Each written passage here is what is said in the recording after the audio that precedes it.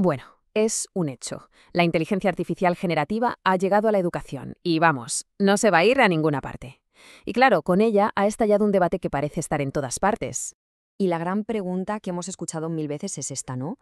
¿Qué hacemos con la IA en las aulas? ¿La prohibimos de raíz para evitar que se copie y para que no nos volvamos, pues eso, mentalmente perezosos?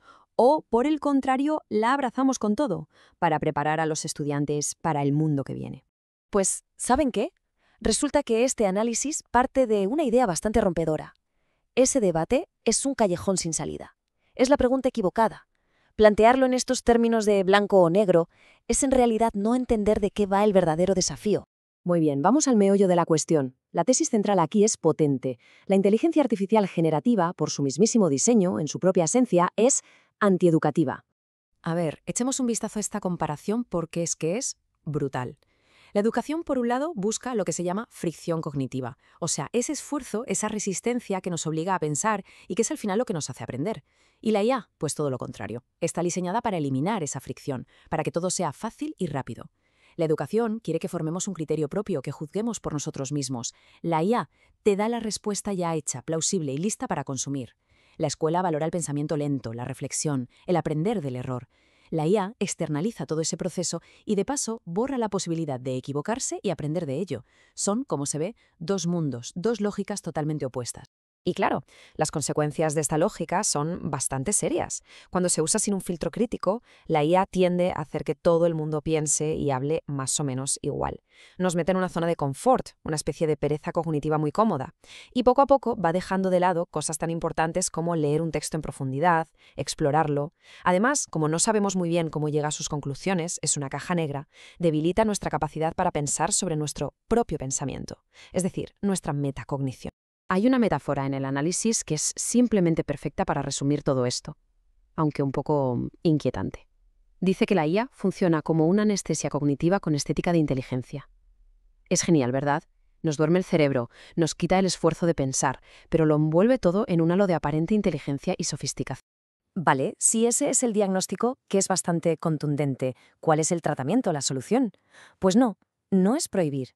Es algo mucho más profundo. Se trata de cambiar por completo la manera en que la vemos. Hay que pasar de concebir la IA como una herramienta a verla como un texto.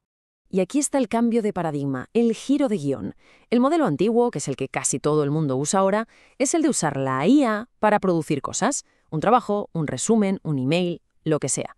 El nuevo modelo que se propone es radicalmente diferente. No es usarla para producir, sino para analizar. Es decir, coger lo que la IA produce y tratarlo como un objeto que hay que estudiar. Y ojo, porque este cambio lo pone todo patas arriba. El rol del estudiante ya no es el de un consumidor o un productor pasivo. Se convierte en un crítico, un analista, casi un auditor de la máquina. El profesorado deja de ser un simple facilitador que enseña a usar la herramienta para ser más eficientes y pasa a ser un entrenador del discernimiento, del criterio. Y la meta final, claro, ya no es hacer la tarea más rápido, sino usar la excusa de la tarea para afilar y profundizar el juicio crítico. Al final, la clave de todo es esta. La tarea de la escuela no es ponerse a competir con la máquina a ver quién es más rápido o eficiente. Es una batalla perdida. Su verdadera misión es entrenar justo aquello que la máquina no puede garantizar, y seguramente nunca podrá.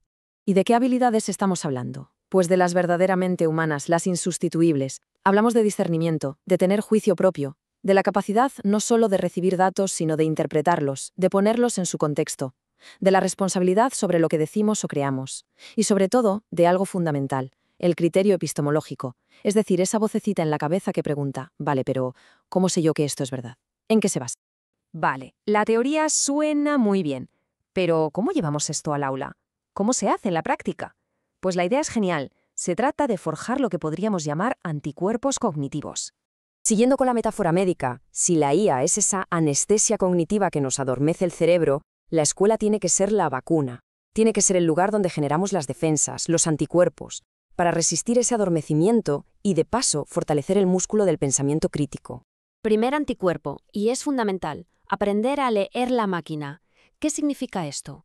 Pues tratar cualquier cosa que genere la IA como un texto que hay que desmontar, que deconstruir, y empezar a preguntar, a ver, ¿qué sesgo se está repitiendo aquí? ¿Qué se está dejando fuera? ¿Qué está simplificando demasiado? ¿Desde qué cultura o punto de vista me está hablando? Es básicamente someter a la máquina a un interrogatorio sin piedad. Segundo anticuerpo, entrenar el pensamiento lento. Ojo, que esto es casi revolucionario hoy en día. Si el mundo de los algoritmos va a toda velocidad, la escuela debe convertirse en una especie de santuario de la calma, de la reflexión. Es volver a cosas que parecen antiguas, pero son más necesarias que nunca. La lectura lenta, volver a leer un párrafo, tomar apuntes a mano para fijar ideas, el debate cara a cara, donde hay que escuchar y contraargumentar. Son prácticas que nos devuelven a un ritmo más humano, el único ritmo al que de verdad podemos entender las cosas. Y el tercer anticuerpo, el contraste humano-máquina. Este es un ejercicio súper práctico y muy potente. La idea es sencilla. Se le pide a un estudiante que haga una tarea, un texto, un dibujo, lo que sea. Y se le pide a la IA que haga exactamente lo mismo. ¿Dónde está el aprendizaje? Pues no en el resultado final, sino en la comparación. En analizar las diferencias en el proceso, en el estilo, en los errores que comete cada uno, en la voz que tiene el texto humano frente a la asepsia de la máquina. Es en ese contraste donde se ilumina lo que nos hace humanos. Bien, si juntamos todas estas piezas, la conclusión a la que llegamos es de una importancia tremenda. Y es que quizá no estamos ante una crisis para la educación, sino todo lo contrario. Estamos ante su mayor oportunidad en siglos. La inteligencia artificial no va a reemplazar a la educación. Lo que va a hacer, lo que ya está haciendo, es plantearle el desafío más radical al que se ha enfrentado desde la invención de la imprenta de Gutenberg. Nada menos. Nos obliga a mirar de frente a la pregunta del millón.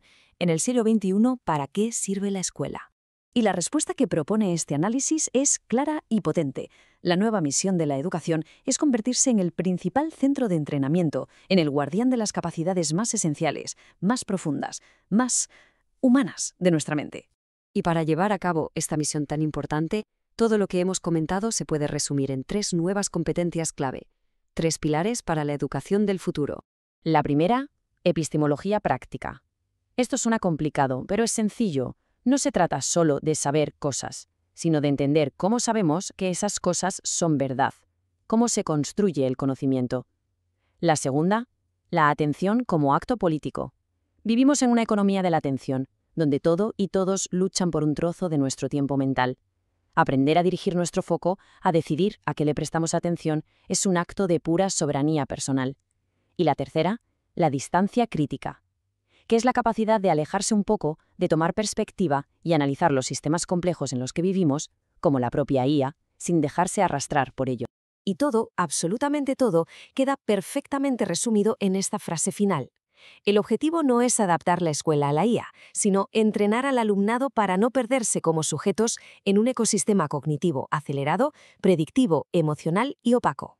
Así que al final, la pregunta con la que nos tenemos que quedar no es cómo metemos la IA en las aulas. La pregunta de verdad es cómo vamos a entrenar las mentes para que no se pierdan en este nuevo mundo. El desafío es enorme. La pregunta es si estamos preparados para asumirlo.